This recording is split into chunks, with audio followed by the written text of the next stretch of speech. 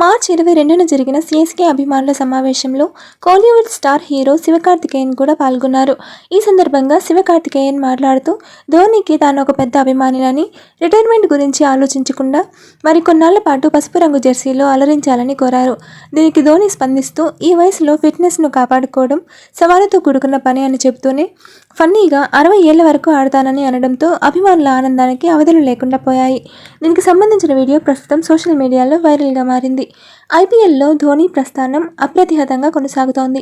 ఇప్పటి వరకు 278 మ్యాచ్లు ఆడి 5,439 పరుగులు చేసిన ధోనీ తన సారథ్యంలో సీఎస్కేకు 5 ఐపీఎల్ టైటిళ్లను అందించారు.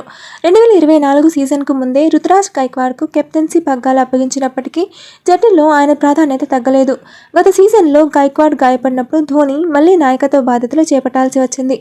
అయితే ప్రస్తుతం జట్టు పూర్తి స్థాయిలో గైక్వాడ్ నాయకత్వంలోకి మారుతోంది. ఈ ఐపీఎల్ 2026 ధోనీకి చివరిదా అనే చర్చలు జోరుగా కొనసాగుతున్నాయి.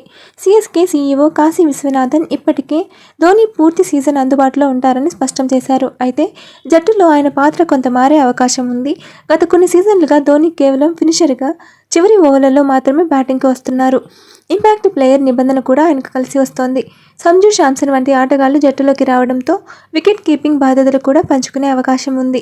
2025 సీజన్ పాయింట్ల పట్టికలో అట్టడుగున నిలిచిన సీఎస్కే ఈ సీజన్లో ధోనీ అనుభవంతో మళ్లీ పుంజుకోవాలని చూస్తోంది.